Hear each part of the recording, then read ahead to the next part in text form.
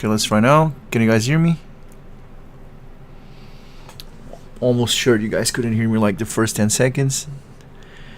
Gotta go back to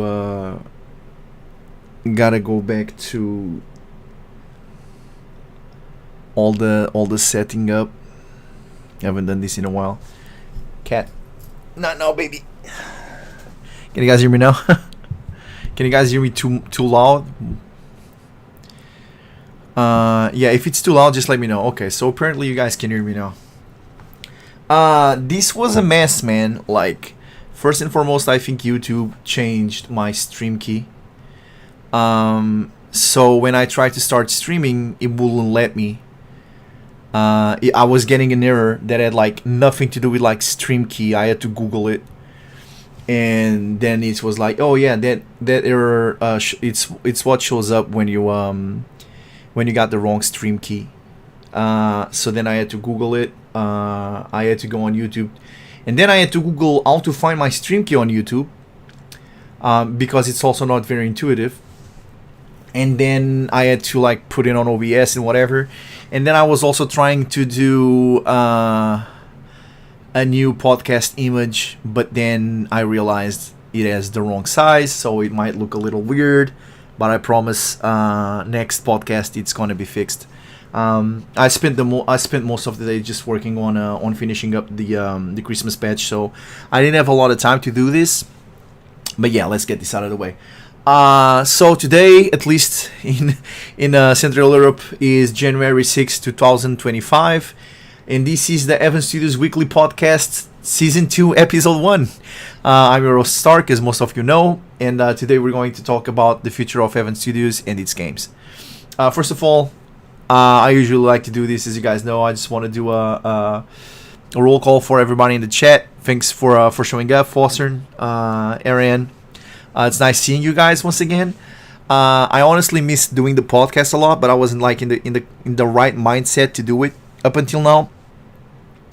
But I have to say, like, today was the first day where Isaac came back to the office, because Isaac was working somewhere else. He was working on Evan Studios at part-time, and I too was working on another place and working here on part-time. And as a lot of people saw from an announcement, we basically had to quit our jobs, or quit Evan Studios, and we decided to quit our jobs and give it our all for 2025 and for the 2 games that we're going to be releasing very, very soon. And I gotta be honest, man, I felt more excitement today than I felt in so long. It's insane. I felt young again. The community has been nothing but incredibly supportive about what has been happening lately. Today I felt like such a huge boost of energy just working in our games. It's great to feel once again proud of what you do for a living, proud of what you're creating. This last year I definitely put a lot of stuff into perspective, and I'm glad with the decision I took about keep going with Evan Studios, because I absolutely love making games, and it today it felt like a newfound passion for creating, doing all the stuff for the Christmas patch and whatnot. So as for the games, because I want to stay on a positive note. I really want to start doing the podcast weekly. I don't want to make the podcasts too big, but I want to make sure that you guys have like something to listen to every week, and that you guys can participate on. As for the Christmas patch, it's almost done now. We spent most of the day working on it, and it was basically putting stuff in its place, improving the dialogues a little bit, doing a little bit of proofreading, putting the soundtrack in place, making sure that there's like no bugs or no minor glitches in the game, because when you're playing the game, especially as a developer, there's a lot of stuff that just you don't even notice. Like, you assume it's there because you planned for it, and sometimes there's a character that is not in the right place, and you don't even notice those details because you plan it on a specific way, and it feels like you don't even notice. You just assume that it's there.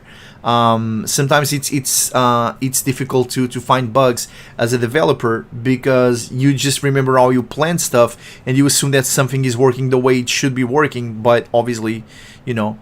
But apparently that's not really important because I was able to create an entire scene where a character's leg was missing and nobody noticed it. So when people are playing stuff like this, apparently the attention is focused on other stuff. I'm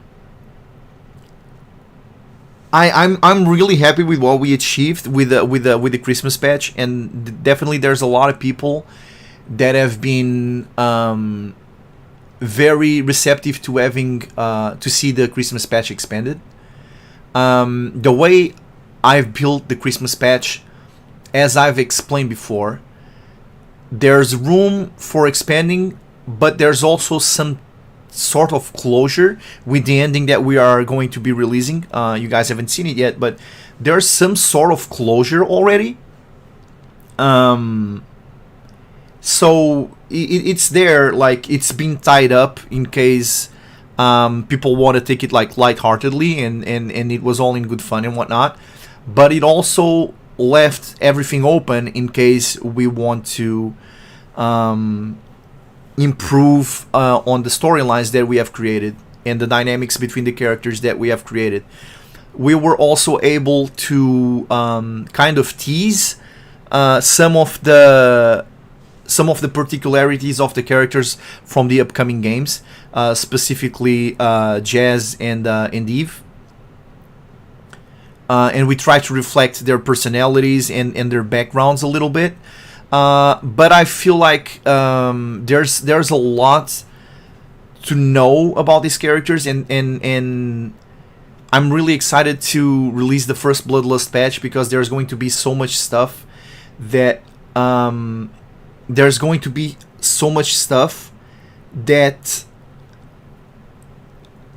people are not expecting to happen. But I feel like the dynamics that we've created for Bloodlust are super interesting. It's not going to be as linear story-wise, and obviously not in gameplay because there's going to be combat and stuff like that. But there's a lot of mechanics that are going to be super interesting in Bloodlust. So, along with the main storyline, which is going to be split between time that you spend as controlling Jazz, time where you spend controlling Eve, and time where you spend controlling both. The same will happen for the missions. You will have the infiltration missions, where you try to infiltrate bases from the guys that produce Dream Dusk. For those that play the Christmas patch already, you know what I'm talking about. And there's going to be a few other dynamics that we feel like people are going to enjoy a lot. And one of them is one that we plan to tease at the end of the Christmas patch. That is regarding Eve.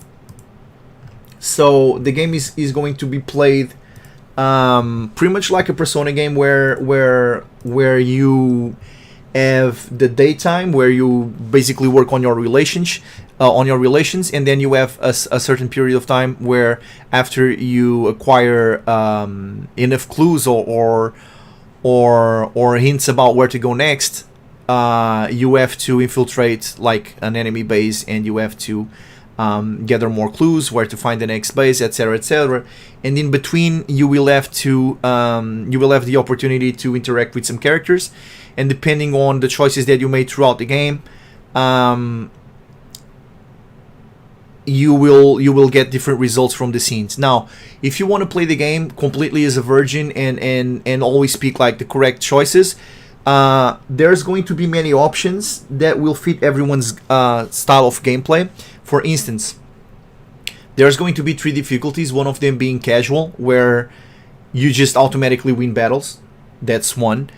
There's normal, which is kind of like the way the game what is intended to be played, where you have the combat, where you have the restraint scenes, which I could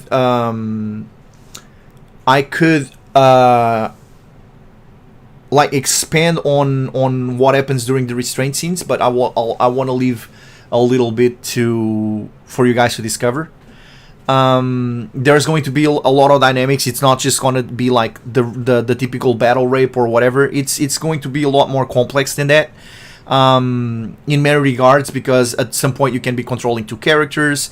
The stats of your characters are going to be a big point of how those type of scenes unfold. If your character is more sadistic, if your character is more masochistic, tolerance to certain things can make you more prone to being restrained by enemies and taken advantage of. Everything is going to depend on how you play and the choices you make during other periods of the gameplay. And then, as well as all that, there's going to be a mechanic which is about Eve in the past. I don't want to spoil too much about that mechanic, but there's a character in which what happens in the present day might dictate the choices you make as young Eve. So during certain periods of the game, you will be playing as a much younger Eve, basically an 18-year-old Eve, and depending on the choices that you make during those small cutscenes, what happens in the future is also going to change. So it indirectly introduces some sort of like a third character, a third main character, because you get to play as a younger Eve, where not only you get to see certain parts of, you get to see some characters how they were a lot younger. You get to see the first years of Eve, how she decided to join the CIA, etc., etc., and some characters that you meet later on, depending on the choices that you made as a younger Eve. And yes, there is scenes with younger Eve. There will be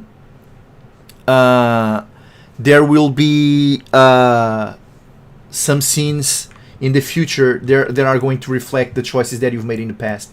So I think that's going to be an incredible dynamic, and it will open up for a lot of fun scenes. And of course, there's a bunch of different costumes, including the latex costume. I kind of want to spoil that, but we don't have that yet. We have already made some sort of we have already tried to make some sort of teaser for it, but I don't have anything decent to show as of yet. Sorry. I think. Give me a second. We were experimenting with AI to come up with something that we figured would look good on the characters. But the problem with creating the spy costumes is that you want to make it like realistic. Obviously, it's not going to be very realistic because, you know, if you're looking for realistic, you're probably going to go like very tactical and stuff. And we don't want to be like too tactical. We want it obviously to be sexy, but you also want to be able to undress it with some ease. You don't want something that is like a one piece where you just zip it up all the way to the neck, and then it's like almost impossible to get the character out of it. So there's a lot of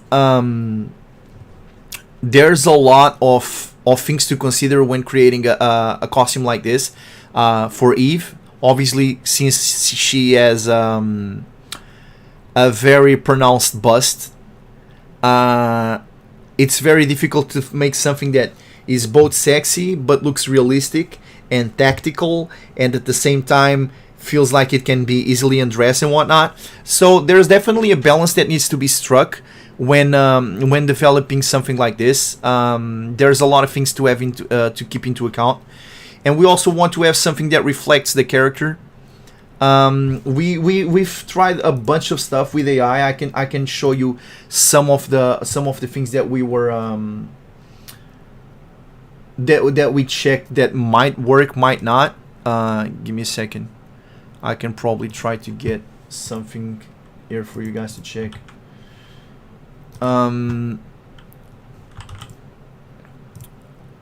So we were playing with a lot of stuff that that we thought could work. We thought something like this will definitely look very easy on the sexy part, and it could work in terms of like it could work in terms of it's easy to undress, and you can like just move it aside and whatever, but it does not feel very tactical. So we kind of have to go like, do we want something like this? Do we want something more futuristic? There's definitely a lot that we have to consider when it comes to the style. This was something else, but I feel like this was like a little too obvious. There's definitely a line where you need to like strike. This will be like kind of like another option. There was definitely a lot that we can. This was my favorite in terms of like a mixture of all of it, where you have both a very tactical sense on the suit, like, oh, I can actually see like a spy wearing this, but it's still very sexual, but not like too overtly sexual. But then we have the problem where this is like incredibly hard to get rid of. So probably doing a combination of that and the other one, this one that I showed earlier. In terms of delivery, in terms of enticings, something like this will definitely be the one that will be like the easiest one to deliver. But then it's probably going to be like, you know what I mean? Probably like, it doesn't look very tactical, so to speak. So there's other stuff that we have, but we can't show on YouTube. So yeah, there's definitely a lot of options to go here, but it seems it's entertaining to do something like this. It's definitely fun to work with all of this, but again, there's a fine line to where it feels like realistic, and it feels like, oh, I could actually see a spy using this, but then either it gets too much in the way of hentai or not hentai enough, or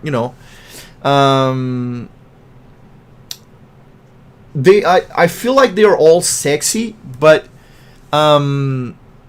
with all the restraint mechanics, it might not be very easy to work on something like that. So if it was like a body piece with no legs, like on the third costume that I showed, that will probably be the easiest one to be able to like do scenes with that.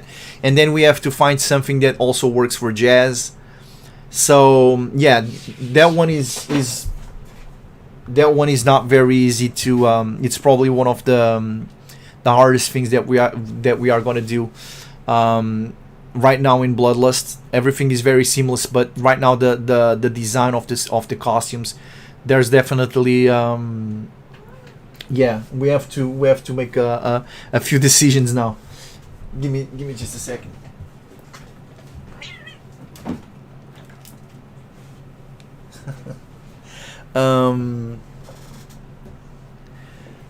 Yeah, so for Bloodlust right now, we're at the point where we have to make so Foster asked have you thought about using the same outfit that I made during the Armand scene? That outfit makes for very little there's a lot of movement restraint on that suit and what you can do with that suit. because again, you want to make something that feels tactical and feels like something that a spy will use. But if you do that, it's probably going to be like a one piece, like closed all the way to the neck with a bunch of pockets and whatnot. It's not going to look sexy, and it's going to become like incredibly hard to undress. And you want a costume that you don't have to like tear it up to use it, because you're not going to buy like a new costume or make a new costume every time you go home. I know that it's like, oh, that's one of those things, like you can have like a million costumes, doesn't matter. Like we can do that, but we also want to keep the game on like on a realistic side, where you don't just have like a million costumes that you're already accounting for someone destroying your outfit, so to speak. I guess we have to sacrifice a little bit more on the tactical and deliver a little bit more on the functional. And when I mean functional for enticings and not for, because again, like I said, it's really hard to strike a balance between both. So you have to make a compromise, and considering what the type of game it is, I feel like the compromise has to be done more pending to the side of looking sexy than to the side of looking realistic. I think this is a balanced decision that we have to make, because if it's this type of costume, and obviously this is the type of stuff that I don't like to talk a lot on YouTube. This is the problem with being on YouTube. But so if we had something like this, and this is the problem with what I was saying. If we have something like this, a costume like this is really easy to make it useful without having to tear it up. You can just pull stuff to the side. You know what I mean?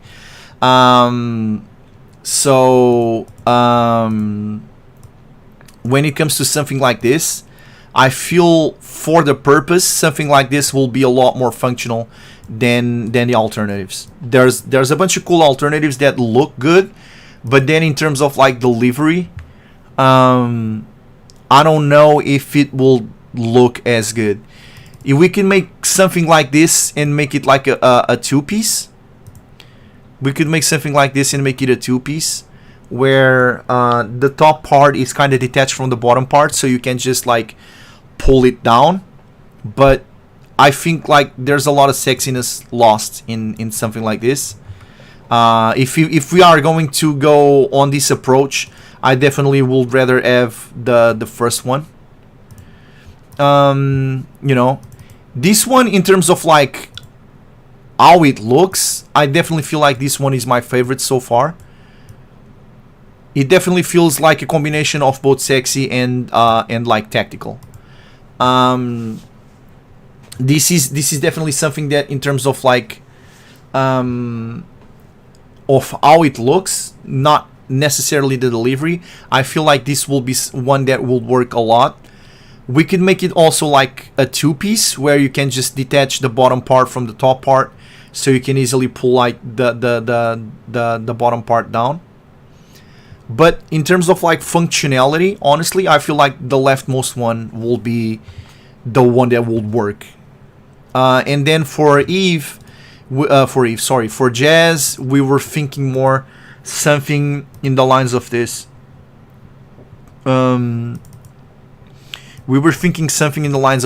Like the idea is basically a hoodie, and then maybe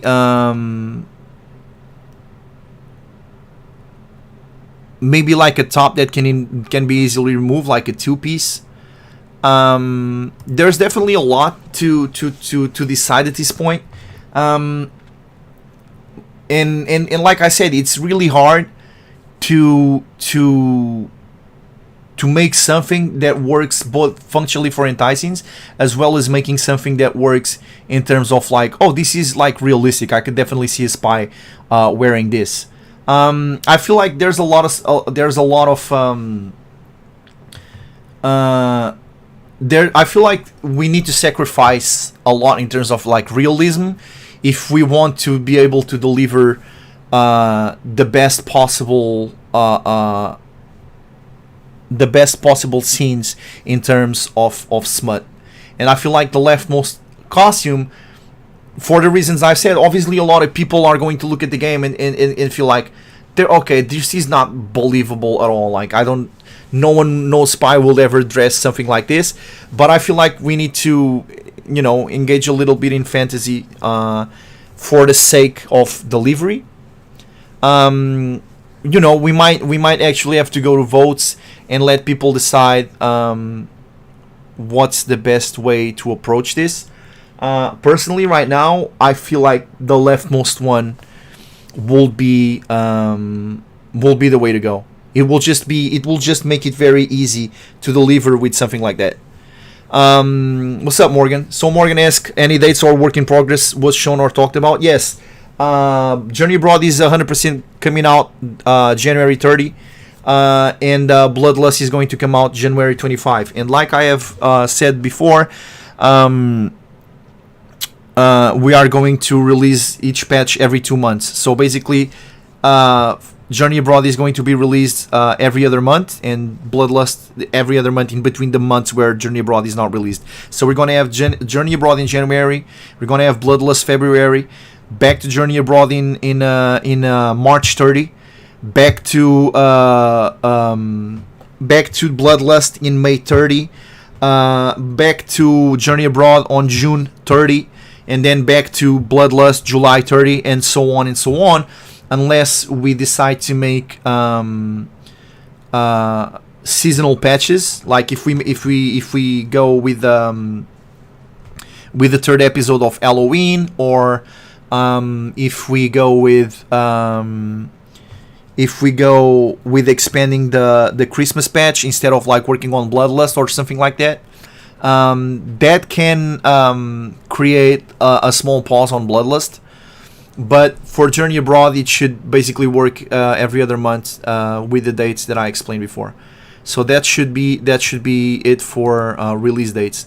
Instead of trying to release in specific dates, in specific amounts of content.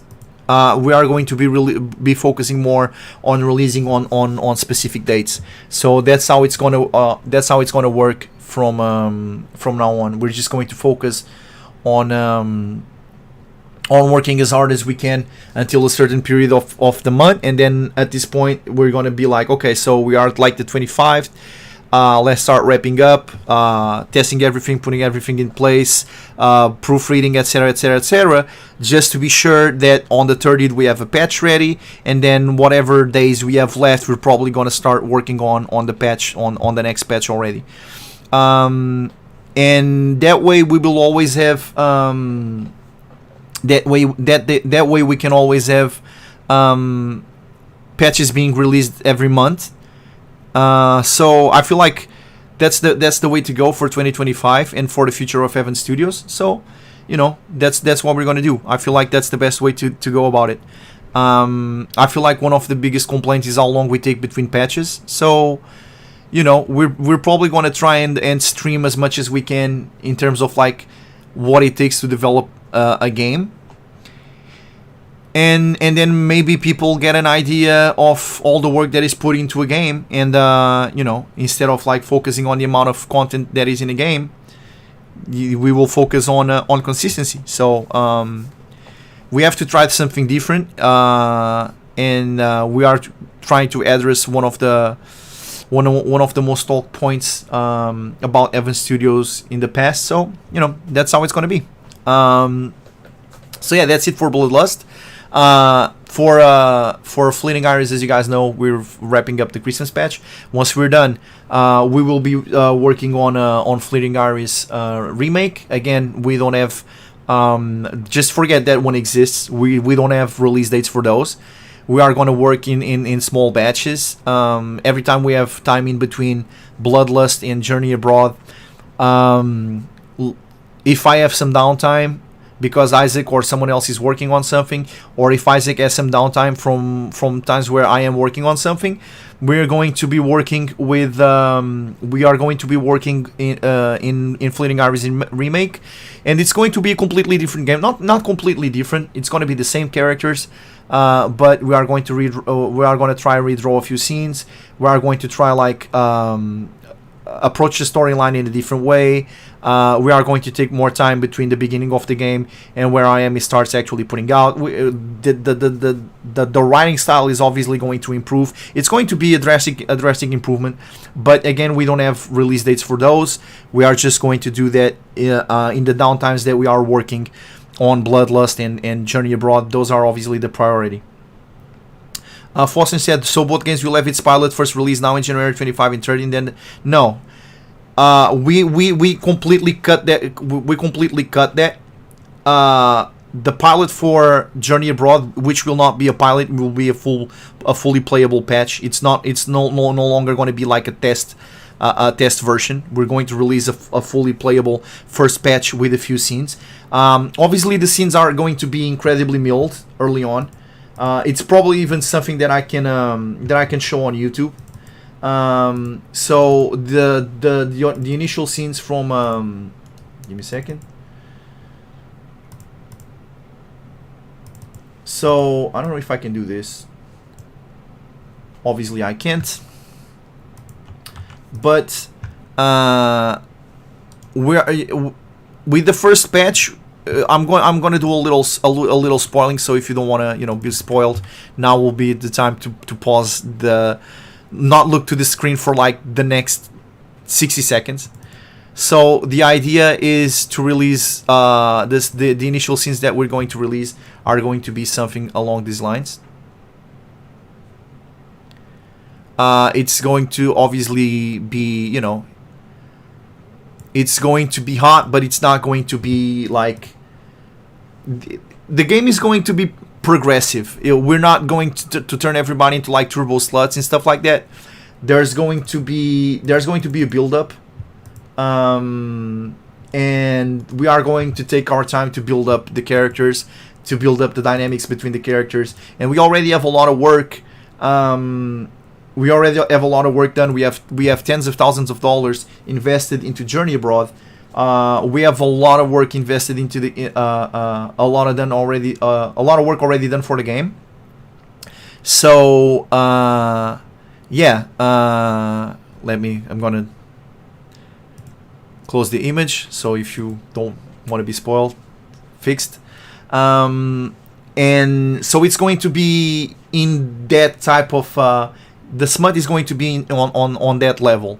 We are not going to release full hentai scenes, and chances are, like, full hentai scenes are not going to come up until, and this is just me being like realistic, because again, we don't want to do a slow burn, but we want to build up the characters in a realistic manner, because the game is more Western oriented. It's not an hentai game where like the silliness and stuff, it's kind of part of the charm. We want this game to have like really cool build-ups, really good dynamics between the characters where you can actually believe the relationships. So to be honest, I would say if you actually want to start seeing something like incredibly spicy, don't expect it before May 30 for Journey Abroad. There's going to be scenes, there's going to be lots of gameplay. You're going to meet all of the characters, or at least most of the characters that we have to meet so far. You're going to be seeing like cleavage, massages, stuff along those lines. You might see like kisses and whatnot, but like actual hentai scenes, I would say in like a good case scenario, before March, 100% you're not gonna see it, and like in May you might be able to see, in May you finally might be able to see actual hentai scenes, with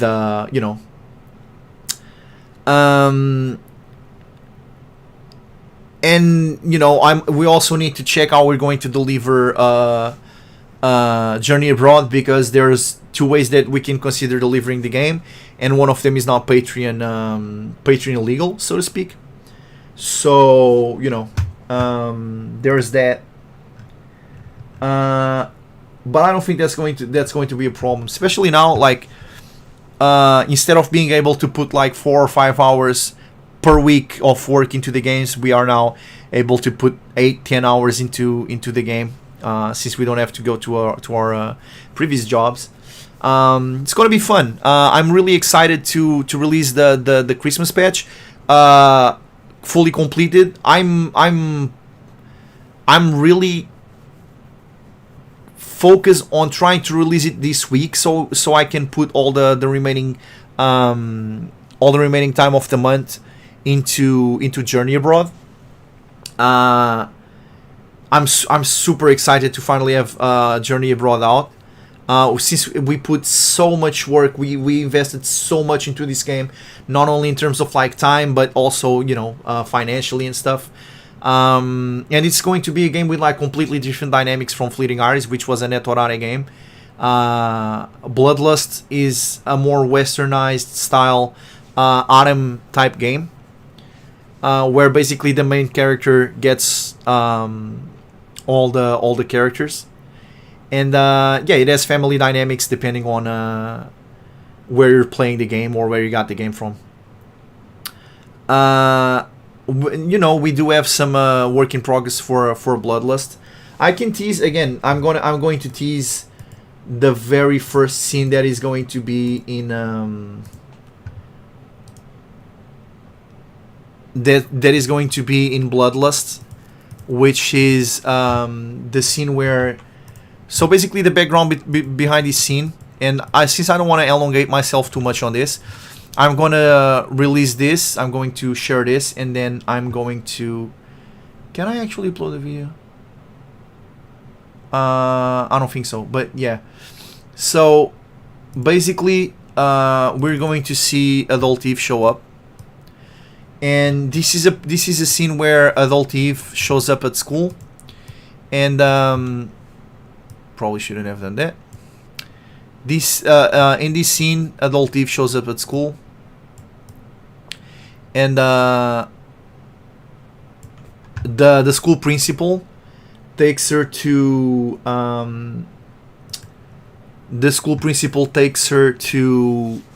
the teachers' lounge, and basically she gets to meet the other teachers in the school. And it's the first day of school. The air conditioner is pretty much dead, so everybody in the school is sweating profusely, Eve included. So this happens, and then out of nowhere, one of the characters in the game recognizes her, and then he reminisces about someone from his past, and realizes that they might be the same person. And that's all story-wise that I'm going to spoil about it. And I guess you guys can pretty much predict where we're gonna go from there. And then during some periods of the game, you are going to be playing as Young Eve. And depending on the choices that you make in the past, like I explained previously, there's going to be some changes in the future. And this is one of the things that we've been working on for Bloodlust. Since the only reason we decided to work on Journey Abroad before Bloodlust is because we're still working on a lot of the early necessary art for Bloodlust. And there's some stuff that we still need to... We need to have you guys vote on. So yeah, we're still creating some of the assets. Like you guys saw earlier, we are still working on the spy costumes. We're all also working on their underwear, the clothes in which they sleep on, their casual attires. So there's still a few attires that we're working on before we are able to release the first version of Bloodlust. And we don't have a lot of time to do that. We can probably at this point, I guess the CG team takes like at least like 3 to 4 days, depending on the complexity of the suit, and if we are doing if we're gonna do changes on them. I'd say that the CG team for Bloodlust will take like 3-4 days at least to create a costume for Bloodlust, and we need like two. So there's 2 characters. So if we need 4 costumes, like casual, spy, sleeping attire, whatever, we're already talking about 6 weeks worth of work, right? So there's that, there's a lot of work to be done. There's not a lot of time to do that work, and we want to have a fully functional first patch for Bloodlust, which we want to release on February 25. So this is like chop. We have a lot of work to be done. We have a newfound energy to end time to work on our games. So, man, we are super excited. I hope you guys are just as excited as we are, because we're putting everything we got into this. Two completely different games. Like I said before, there's going to be a lot of Netorare in Bloodlust.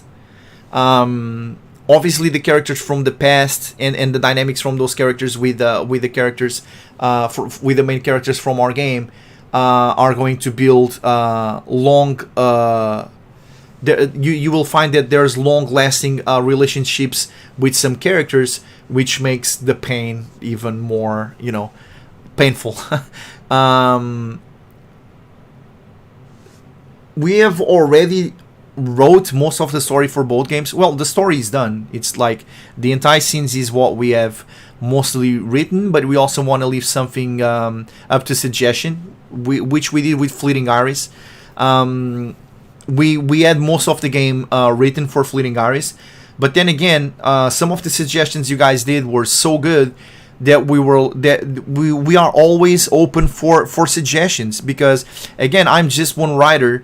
We have hundreds, thousands, tens of thousands of people playing our game, and sometimes people come up with the best suggestions, and I honestly hope that the same thing happens for Bloodlust, where people feel so passionate about the project that they complement the work that we have done with like some really cool ideas. I've had people share like concepts and ideas with me in so many games. The Christmas patch, I remember I had a conversation with Ariane where we were talking about the dynamics of Dream Dusk, and how some characters could relate to each other and meet each other and whatnot. And there's great suggestions from things that I will never think of something like that. So I will say that I write like 80% of Bloodlust and the characters and the antagonists and whatnot, and then I leave a little room to go with the flow, where if I have a scene, if I have an idea where I'm like, oh, okay, this will be incredibly hot, I feel like people will really enjoy this, I write it down. I try to put it in like some sort of like timeline. So first this happens, then this happens, then this happens, and then I leave some room in the middle where I'm like, okay, let's leave some room for suggestions for our fans to like suggest a scene, or we'd like to see more of this character, we'd like to see more of this scene and whatnot. And I always leave some wiggle room because I feel like that's where the cherry on top of the cake comes from. Obviously, like, I try to do my best at writing scenes, but some of the best scenes that we had in Fleeting Iris were suggested by our supporters. So there's definitely room in Bloodlust for fan suggested scenes, or costumes, or just, we want to see more of this character, we want to see more of this costume. And I always leave some room, so I'm not going to say that I have the full game set in stone. Story wise, yes, but in terms of like entire scenes, it's really easy to just, we know that there's these two characters that we want having sex, But then there's a bunch of scenarios that you want, like, what is she wearing? Why did they meet? Why is this scene specifically hot? Like, is there someone that is nearby? They are having sex in the bedroom, and her love interest is in the bedroom next to the guy, and they're talking, and she's there, and she's listening to the love interest talking to the other guy about how much she loves her and whatnot, and she's in there having sex with the guy. There's always something behind that, where it's just, okay, we know that these characters are having sex, and we know that the CGs are going to look good. That's great, but that's just surface level quality of hentai. Because for us, we want something that I want to do is write less for the hentai scenes and make it more carnal. I feel like, and I've been suggested this, that there's like way too much story and way too much things in the hentai scenes. Like, people have suggested leave those for outside of the hentai scenes, and for the hentai scenes try to be more carnal, smaller, more focused on the animation and whatnot. And I might have been overwriting when it comes to hentai scenes. But for me, the hentai scene and how the characters look and whatnot, that's like surface level. The context of the entire scene is incredibly important. It's not just about the background and who's in it. What leads to the entire scene? Where are they? What is she wearing? A scene can be like improved if you have how do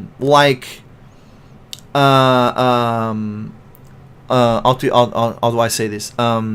Let's say that a character refuses to kiss another character, and then during this entire scene you see that she kisses, or she doesn't allow him to to have sex with her without a condom, and on that scene she allows him. There has to be something there that makes that entire scene memorable for a specific reason. And this can be delivered in many ways, in terms of like story, in terms of background, in terms of location, in terms of what they're wearing, in terms of who is present there, the whole context around the scene. So when writing the scenes, we have like an idea. We know it has to be with this character, and we know it needs to be more degrading than the last one. But the whole scenario is something that I'm leaving open for our fans to suggest towards the end. Obviously, early on, you are going to be introduced to the antagonists, and we are going to have the introductory hentai scenes and why these characters can have their way with our characters. Some have been teased from the Christmas patch, mentioned by Jazz or whatnot, and then when it comes to Bloodlust, you're going to meet these characters. We are going to try to introduce the antagonists really early on, and then it's going to be up to you guys. We're going to catch up on which characters are like the crowd favorites, which costumes are the ones that people enjoy the most, what kind of dynamics you guys want to see. That's going to be like, we gotta give the people what they want. So when it comes to hentai scenes, we are gonna go somewhere, and then we're gonna let the community decide where to go from there. But I'm really excited to start working on this, in like introducing the characters in the initial hentai scenes for you guys, and then be like Fleeting Aries, where we had to completely rewrite Clark's route because nobody liked him or Clark. Where everybody gravitated towards Melvin, and everybody felt like Melvin should have seen every patch like we had for a long time, just because the community voted on it. There's all these cool dynamics that you only realize once mid developing. So in terms of writing the game, I know where the game starts and I know where the game wants to finish, because for the entirety of the LNC Chronicles, even for the games that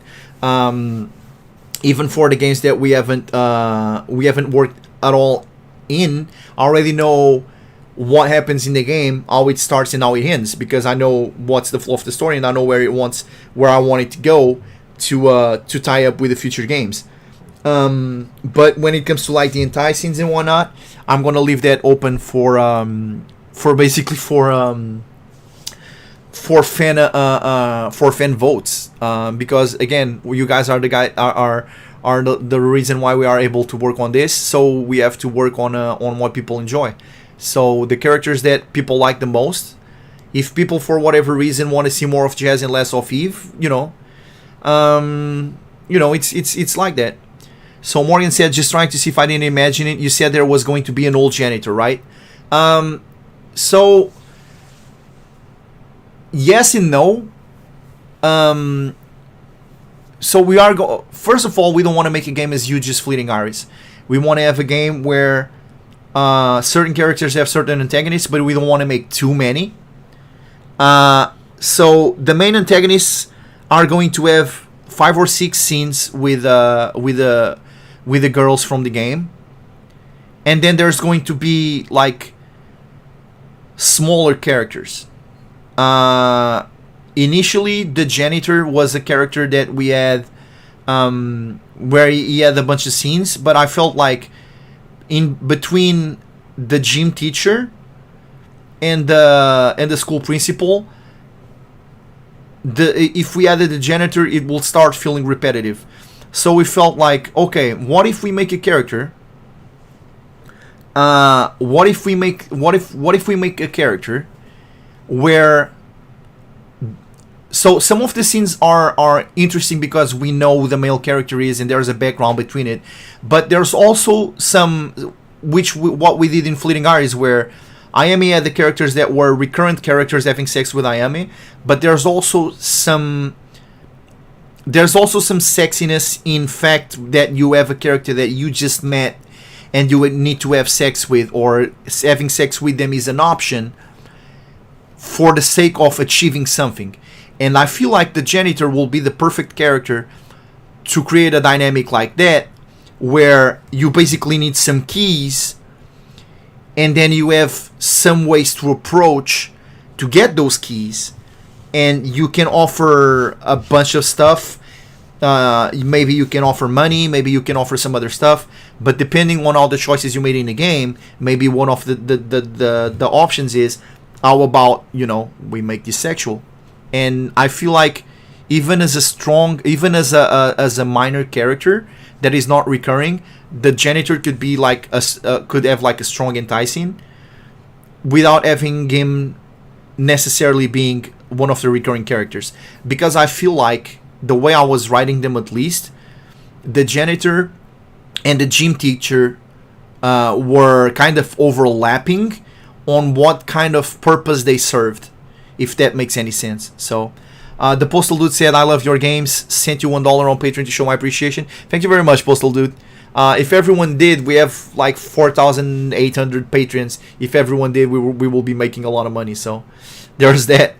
Ariane asked, we can meet one of the antagonists in Fleeting Iris, right?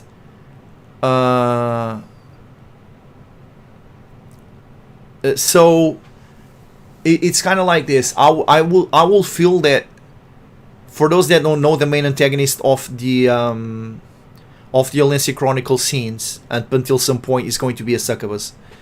I would say that when she came on Earth, she made human allies, and the biggest human ally that she has made, you already met in Fleeting Iris. In fact, there's at least 2 or 3 characters in Fleeting Iris that are connected to some of the main antagonists in the world of Valencia Chronicles, and connected to Bloodlust in that regard.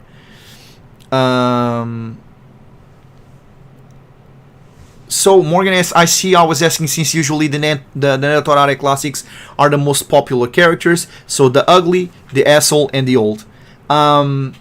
Funny enough, I would say that the principal was voted in terms of design. None of those. Like, you can argue that the asshole was picked, but it was actually a guy pretty much in shape. So I feel like the ugly / old for the main antagonist wasn't the main choice for our fans. I feel like that might be the look, for instance, for the landlord for basically where Eve lives. The landlord is going to be a character that is going to be very very interesting. He plays two how to say this. He basically has two functions in Bloodlust. He's not just the landlord. He's also an informant. So basically, early on you meet him as the landlord, which is like this dirty looking pervert dude that you want to stay away from. But then throughout the game, you are like, oh, I know who can give you information. There's this guy, whatever. You can just I'm gonna set up a meeting between both of you, and when you get there, you find out that your landlord is actually the informant, and then this is going to play on a bunch of cool dynamics. So yeah, like I said, we have wrote these characters up to some extent, but you know we're leaving a lot of it up to the fans to see which characters the fans gravitate more towards and which characters they want to see more of, and then we're gonna go from there to see where to develop the game towards in terms of anti-scenes. Because like I said, in terms of story, I know where to start, where to end. It's what happens in between those points that we have a general idea of what's going to happen, but we are leaving some open to suggestions. We will eventually come up with something. I didn't come up with it so far literally on purpose. It's not like, oh guys, I have no ideas, can you guys suggest? No, it's literally I wrote up to a certain point, and then there's a gap where I was like, I'm going to wait to see what the people want to see more of before I decide what to write in here. So yeah, there's that. Morgan asks, you can be jacked and ugly though. It's a classic with Japanese NTR games. Yeah, I guess that's debatable. I guess you can consider the guy ugly. I mean, I wouldn't consider him pretty. That's for sure. But yeah, we want to make the game interesting in all sorts of dynamics. We want the present day to be fun. We want the time that you spend alone as Jazz to be fun. We want the time you spend alone as Eve to be fun. The time you spend with both to be fun. The time you spend spying with defining and restraints. Isaac is super excited to make a lot of the battles and the restraint scenes in the game. So yeah, there's a lot there. There's basically, in terms of like entire, there's a lot there, but we also need to check ourselves before we end up with something as huge with Fleeting Iris and we take like 10 years to develop the game. That obviously can't be, because people want to see the end of the story, and we still have at least 3 more games to release for Lancet Chronicles. Basically we have one where we still have the one where Luna is the protagonist to make. We still have the one where Melissa is the protagonist to make. The one with the zombies and the base management and whatnot. I'm super excited to work on that one. And as much as I would love to be 18-year-old now and be able to develop Bloodlust for the next 10 years and just make it the best I could possibly make, you know, I need to be pragmatic and try to wrap this up in like a year and a half, 2 year stops. That's our goal for Bloodlust. Is if we can keep the studio afloat, and especially if we become like profitable and we are able to hire more people, which will be awesome if we could hire someone that could help Muku and Tiger Lila to work faster on the anti-scenes. I would love to have Bloodlust wrapped up between mid 2026, so we can move on to the other 2 games, and by 2:30 being working on the last Lancet Chronicles game, and then obviously this is going to depend a lot on the financial factors. I would love to work on an epic style game that happens in the future from Lancet Chronicles, like 500 years in the future. I would love to work on Fleeting Iris 2 and Fleeting Iris 3, which I already have the storylines for. So that's all the games that I have planned. I also had like, I don't know if you guys, I don't know what you guys think about this idea, but I also had like an idea in case of in case Bloodlust completely like flopped and we had to like close the studios. I was thinking, well, if we have to do that, we can actually have like one last attempt where we can work like a Farmville style, a Farmville. What is that game called? The one with the farming that everybody loves. That there's like a spiritual successor right now on Steam that everybody's completely crazy for. Harvest Moon. That's okay. That finally got there. I was thinking about making a game kind of like an RM style Harvest Moon, where you go around town just having sex with all the with all the women and networking networking all the men in town. I feel like we could make that game very strong in terms of like gameplay. But yeah, man, like right now it sucks. It sucks because we are financially very. It's not looking good. And yes, like Stardew. Yeah, Stardew was the Stardew Valley was the spiritual successor that I was mentioning regarding Harvest Moon. I feel like we will be able to like easily deliver something like that, but it sucks because that's not what I want to do. I mean, I would love working on that. I would love working on anti Stardew.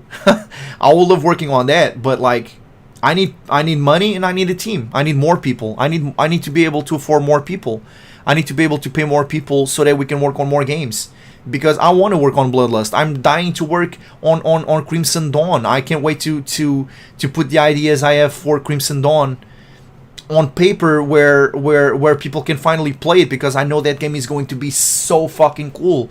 I can't wait to work on Fleeting Iris 2 and Fleeting Iris 3. Because I have so many ideas and I know they're super hot, but you know, honestly, I hope that with our new work schedule for 2025, we are able to finally get some stream of cash where we don't have to consider, you know, not keep going, because honestly, I love doing this and I have so many ideas that I feel like it's such a shame to never have them see the light of day. Yeah,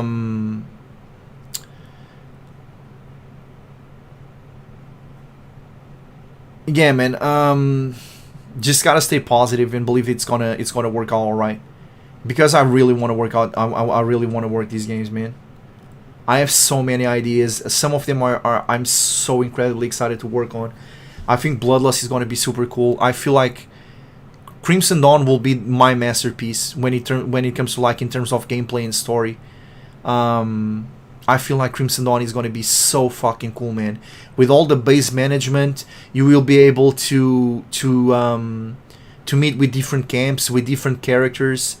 There's just so much, there's just so much in a post-apocalyptic scenario that screams, you know, people being despair and having to trade stuff for survivability, and you get to see like the worst out of people and the best out of people as well. Like I can't wait to work on that. I can't wait to work on Fleeting Iris 2, which is pretty much Fleeting Iris 2 years after Fleeting Iris, revisiting Melvin, new jobs, new people, new dynamics. And you know, I'm also super excited to work on Fleeting Iris 3, which is with I Am His Kid. Everybody wants to see that. And basically see what will happen with the characters 18 years after Fleeting Iris.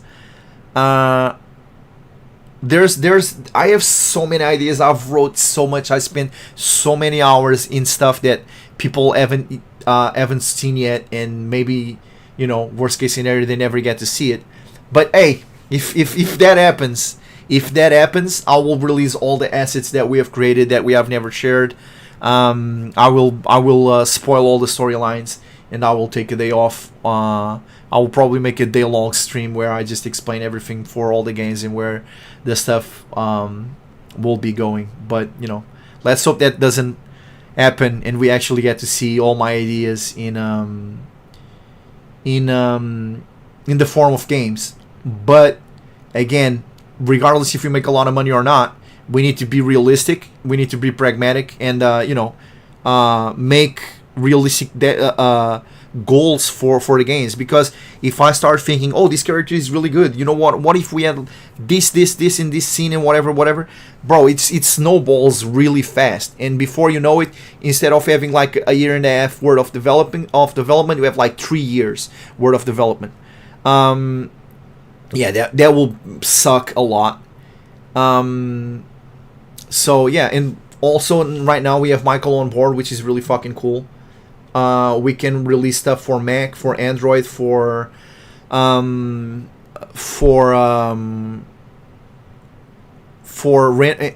Rempi. We need to work on our own translations and such. Man, I'm really looking forward to this. Obviously, the first piece of the puzzle is going to be with releasing Journey Abroad on January 30, and and then we're gonna go from there. I hope you guys are as excited as I am, and like this is our final run. If it works, it works. If it doesn't work, we're gonna put our all into this. But I haven't been this exciting about developing in years, bro. Because having to quit working on the game full time and having to find a job and whatnot.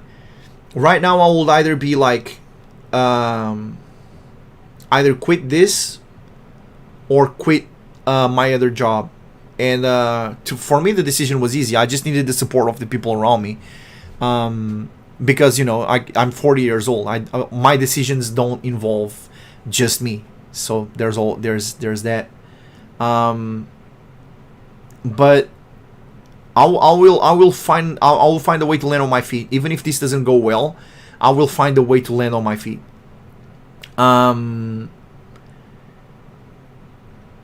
But the amount of work that we want to do is not something that we can do part time.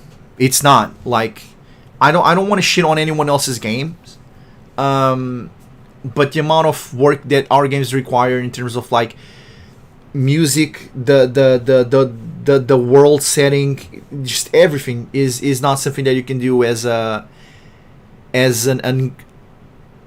like an amateur studio. It's something that requires a lot of work, and we're in on this. Regardless if it's for many years to come or for just a few months, we are 100% in on this. I might have in very rare occasions felt as excited for working on our games as I felt today. The energy was completely different around the studio. Everybody was super excited around here. There's a different energy, man. Like, even if this doesn't work, we're in on this. Like, we are not feeling like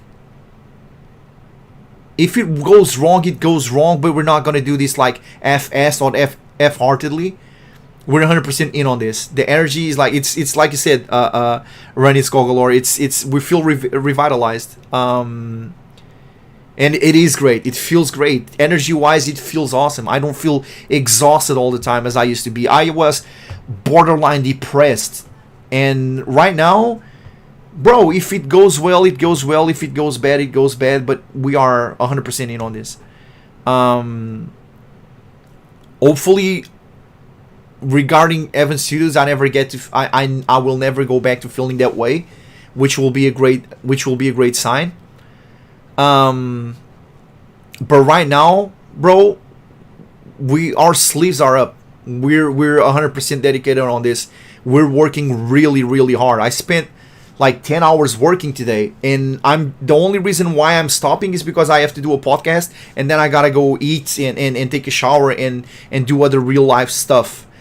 But in terms of energy, bro, it's completely different. We're super excited for this. We're super excited for the new work way, for releasing stuff on the 30th of every month, with the obvious exception of February for obvious reasons, because some Roman douchebag decided to remove a day out of February, and then another one was like, well, if you remove the day out of February, I can also remove a day out of February. But yeah, February being the exception. We are super excited about this, bro. You will see, you will see that You will see that in the next patch. But yeah, this week, bro, like I'm gonna try really hard to be able to release the final Christmas version this week. That one is going to be super fun. Do check the final version. The story is going to be super cool. The scenes are amazing. The CG team did such an amazing job. All the scenes are animated. It looks super prime, bro. 100%. I love what we did with the Christmas patch, and it was kind of shallow early on with what we had. And this last month when I quit my job and I was like, let me give my all into this. And the way I changed the story, the way the ideas started coming to me, and all the changes that we made, I was so much happier with what we got out, other than what we had planned initially.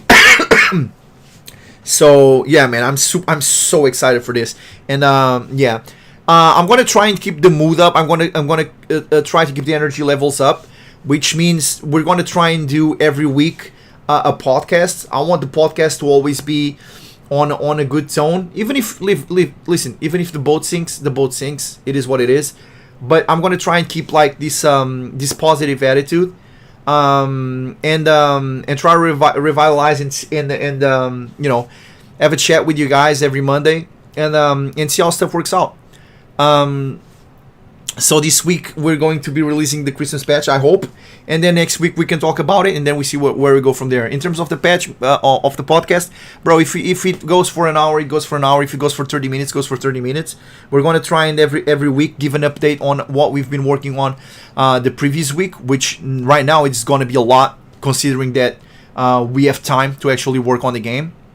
And I know it's going to be fun, man. Regardless of how it ends, it's gonna be one hell of a ride. So I hope it's just the beginning of amazing stuff. But I will be back this week, bro. I'm gonna put a lot of work into it. Regardless of what I have, let's start that mentality of putting out work right now. Regardless of what I have, Friday I'm going to release an update. I hope it's the full version. It's the full thing. If not, I will say, listen, this is what we did. This is what's missing. And we're going to go from there. But yeah, we need to get this out of the way, because I want to start working on Journey Abroad full time. So yeah, we need to get this Christmas stuff out of the way. As much as I've loved to work on it, and choosing being with the music guy, choosing the soundtrack, making the changes, because right now there's the patches and whatnot, and all the sprites and whatnot that we are doing last minute, because we had to change sprite guy. Yeah, let's try to get this one out of the way this week, and then we can move on full time for Journey Abroad, which is going to be the first game that we have worked on since Fleeting Iris. It's going to be something completely different. I hope you guys are excited for that, and you guys support us for that, because we're going to put a lot of love and a lot of time into it. And then we can go full time on Bloodlust, yeah. Also, I'm going to be honest. This is going to be the note in which I'm going to end the podcast today. I haven't had any scenes. Oh, never mind. I'm lying. I said I didn't have any scenes planned for IMA in Bloodlust for a crossover. There's the crossover with that guy that is from Jazz's class, where you see the scene from like IM's perspective in Fleeting Iris, but we are going to redraw those scenes and show it from a different perspective in Bloodlust. And there's going to be an ending where IM takes part of it. But then again, I'm going to leave that up to you guys. As the game is going, I'm going to let you guys decide if you want to see more of IMA on Bloodlust, or you just want to leave the protagonism for the actual protagonists, and you know, we'll leave IMA for the Fleeting Iris remaster. So yeah, I'm gonna let that up to you guys. We're going to be working on the first original scenes from Bloodlust. Try to get you guys to meet all the main antagonists on the first patch. I want to have like the first 3 days of gameplay in game, where you're going to start by seeing the characters in their regular lives. Then there's going to be a meeting in the CIA office, where they are explaining the mission. And after they're briefed, they go back home. The next day, they go to their new homes. Jazz is going to be living with another student, which lives in the apartment with her boyfriend. Eve is going to be moving into apartment, kind of like an apartment complex building where basically one of the antagonists you're going to meet there, which is the landlord. Jazz is going to meet the boyfriend from her roommate is going to be one of Jazz's antagonists. Then Eve is going to move into the school. You're going to meet another one of the antagonists, which is the principal, which is the guys that you guys voted on in terms of like appearance. Then you're going to meet the gym teacher, which you realize Eve already knew from the past. And then the other ones, I'm not gonna spoil. For instance, Jazz is going to spend some time with the hobos in the north of Evan City, and she's going to be going there and spend some time with them as well because she's a nice girl and all.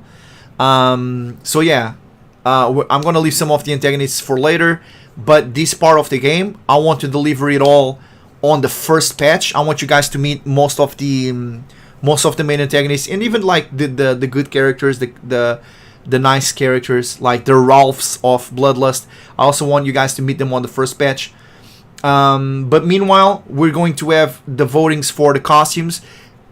Stay tuned on Discord for those, because and Patreon and subscribe, sorry, and whatnot, because you guys are gonna have to vote on those.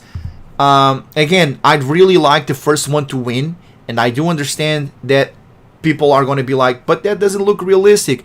I know, I agree, but it's an anti-game, and functionality trumps realism to some extent, and I hope people agree with me when it comes to that. So that's it for today's podcast, the first of this year. Hopefully we're gonna make it weekly. I hope you guys enjoyed. I definitely appreciated you guys for showing up and participating. It was really good.